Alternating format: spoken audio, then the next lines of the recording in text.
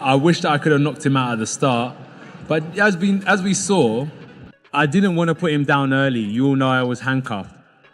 I don't want to say anything that I will be regretting in the future.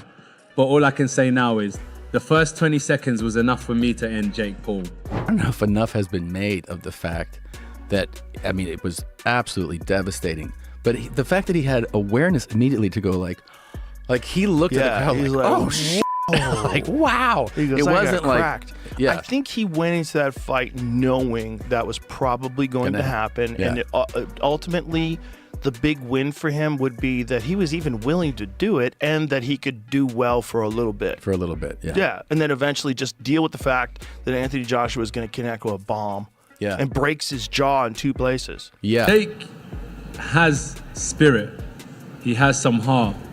He tried his best, and I take my hat off to him because, number one, a lot of fighters haven't got in the ring with me, and Jake did. And secondly, even when he got knocked down, he kept on trying to get up. When you really sit back and look at this fight, it just doesn't feel normal. That's where the conspiracy thoughts start creeping in and people begin asking questions. Are you telling me that Netflix probably emphasised, listen guys, take this as long as you can? Yeah. So the bottom line is you take nothing from this. It was an entertainment product designed to get Netflix But last week you said it wasn't scripted. I think that ultimately Anthony Joshua's approach to it was what I said at the beginning. What I said was... Now you're telling us Netflix passed on a message, guys. I'm saying that Netflix's modus operandi is to operate with this kind of principle, which is stretch the entertainment. Anthony Joshua goes in. I framed the question to these boys that have been in the ring. Could he go in there on an under-aroused mindset because he knows what he's dealing with? No. He goes in as a killer. He went in there with a mindset, knowing what he was dealing with, and took his time and had no reason to do anything other than get him out of there when he felt like. You start noticing the small things first. Like that tongue-out move Jake did in the Tyson fight, then he does it again here.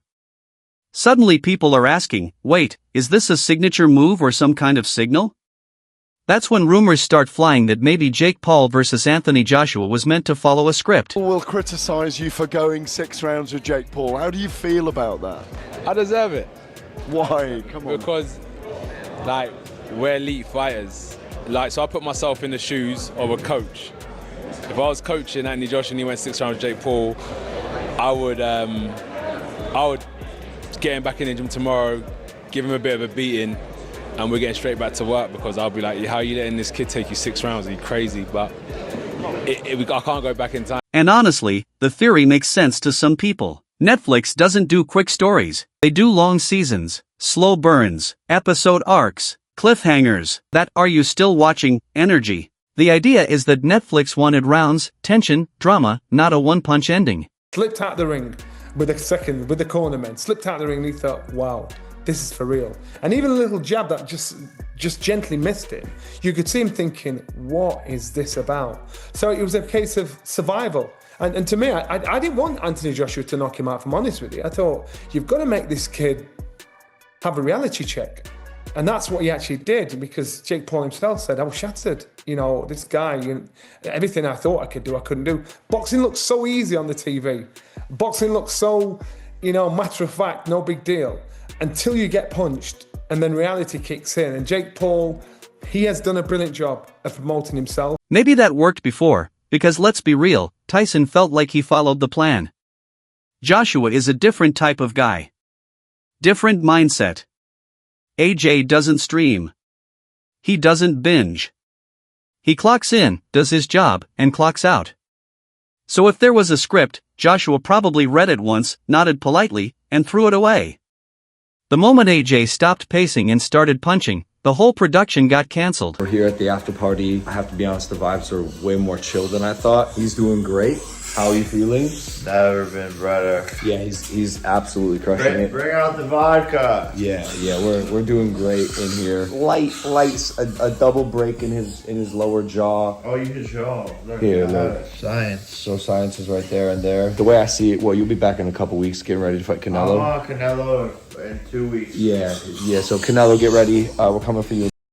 And that's the funniest part. If this fight was supposed to be scripted, boxing clearly didn't get the memo. Heavyweights don't rehearse. One guy tried to act. The other guy brought physics. And Netflix learned the same lesson everyone else already knows. Knocked out by Anthony Joshua this past Friday night. And so I want to break this down from a medical perspective. I'm a neurosurgeon with over 25 years of experience. And so, what happens is when you get hit in the head with that kind of force, like in boxing, our brain actually moves inside our skull and it can bump into the skull, which is a firm structure, and cause bruising of the brain, even bleeding, but it causes repeated trauma to the brain.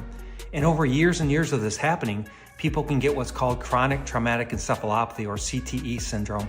And it's almost like a disease because with repeated trauma to the brain, and that can lead to memory problems, mood swings, even trouble with movements, and eventually people can develop dementia like Alzheimer's disease and even Parkinson's disease. Right after all the script talk, tongue theories, and Netflix speculation, Eddie Hearn steps in sounding like the only guy who actually read the contract and brought a stopwatch. Listening to him felt like the most grounded moment of the night. Eddie basically says, relax. AJ wasn't chasing highlights. He was doing grown man boxing.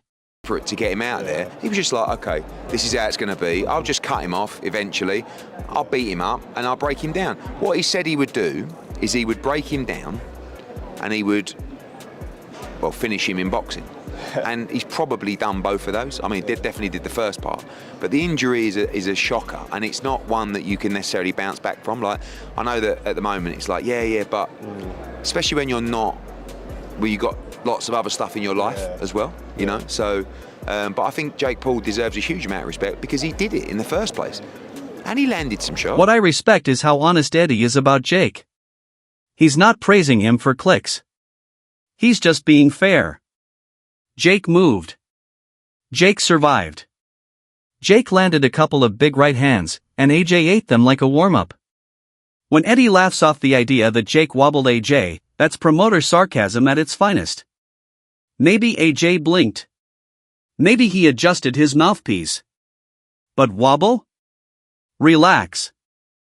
Or if they won rounds, MVP would have gone, look! But so I don't believe he won any rounds on the scorecards, but listen, maybe he did, I don't know. But he definitely didn't wobble AJ, but he did land. He landed his biggest shots. With a couple of, like right hands from the gods, but he's just not big enough. He doesn't punch hard enough to I'm sure it got his attention, but he certainly wasn't wobbled. But he did really well. And by the way, people moaning, I think it was Sergio Mora, who, listen, I love Sergio, but he's like, he's a disgrace, like he ran. It's like, mate, what? Like he also held his feet and threw. He didn't not throw any punches. The funniest moment is Eddie apologizing for looking smug. Because AJ winning isn't what people are mad about. It's that the fight didn't end fast enough to make everyone comfortable. Eddie sums it up perfectly without stealing the spotlight. Jake earned respect for stepping in. AJ earned respect for staying patient. And the internet earned another week of arguing about rounds nobody really dominated.